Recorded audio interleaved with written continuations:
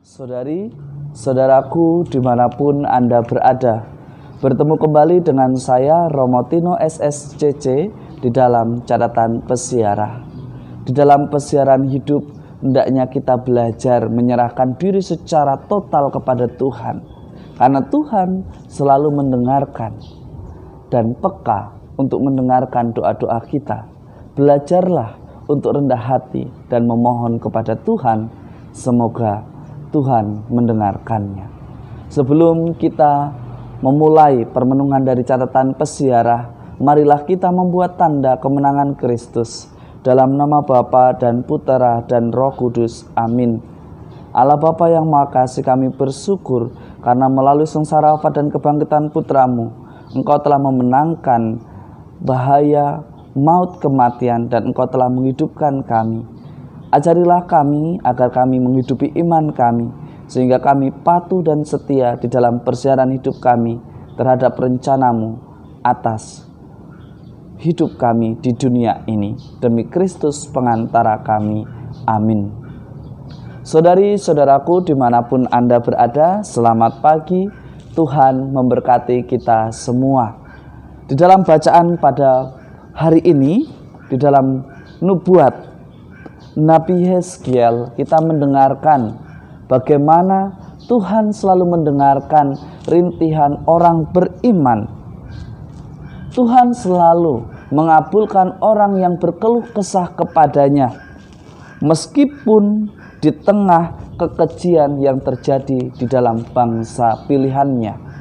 Meskipun ada begitu banyak kejahatan terjadi di dalam kehidupan bangsa pilihannya, tetapi Tuhan tetap dengan berbaik hati mendengarkan mereka yang berkeluh kesah dan memohon apa yang baik dalam hidupnya kepada Tuhan.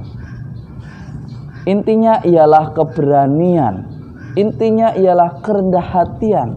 Kita datang kepada Tuhan dan memohon kebaikan kepada Tuhan.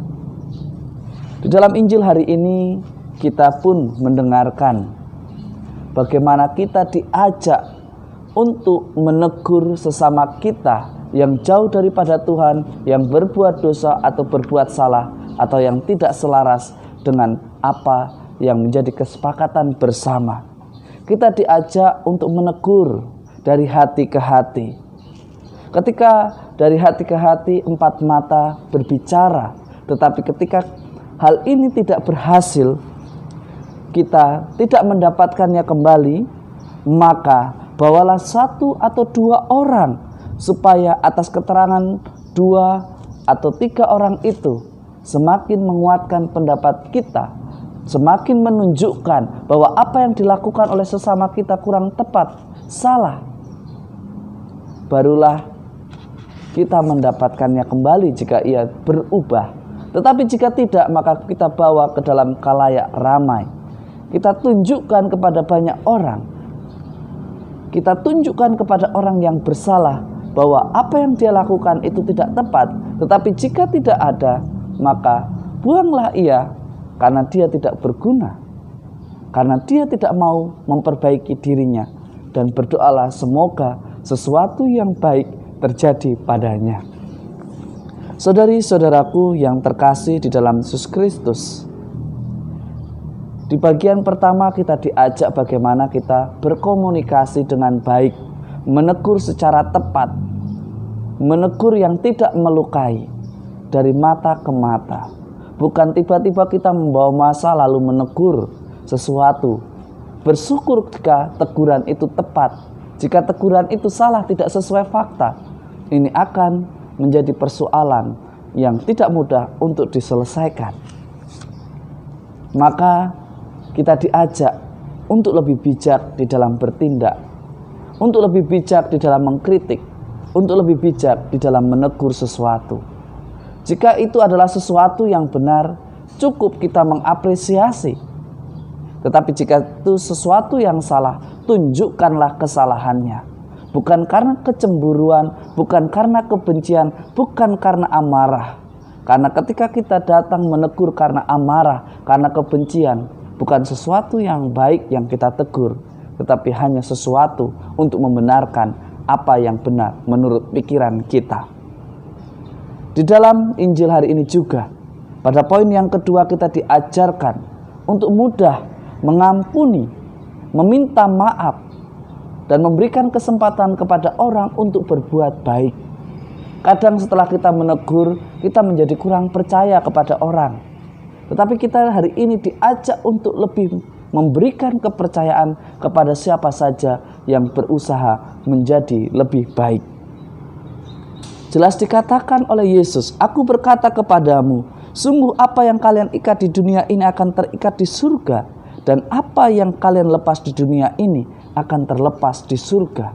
Jika kita tidak memaafkan seseorang yang bersalah, maka sampai mati pun hal itu akan terikat.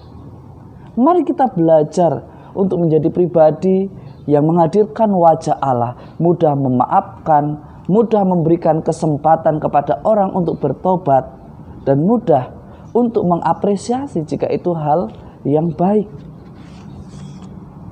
Dan yang terakhir, poin ketiga dari Injil hari ini ialah Yesus mengatakan, "Sebab di mana ada 2 atau 3 orang berkumpul demi namaku, aku hadir di tengah-tengah mereka." Sebagaimana dikatakan di dalam bacaan pertama, Tuhan mendengarkan keluhan orang beriman.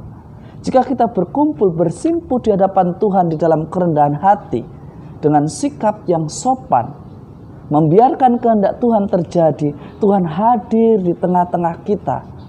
Yang terpenting kita berdoa, melibatkan Tuhan di setiap langkah, keputusan, dan langkah perjalanan hidup kita di dalam persiaran di dunia ini.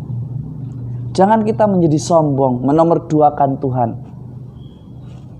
Mestinya setiap keputusan yang kita ambil tidak menjauhkan diri kita daripadanya, tetapi justru semakin mendekatkan diri kita kepada Tuhan dan menjadikan kita lebih beriman. Dan semoga hidup kita pun selalu menjadi berkat bagi sesama kita. Dan semoga berkat Tuhan melimpah atas kita semua dalam nama Bapa dan Putera dan Roh Kudus. Amin.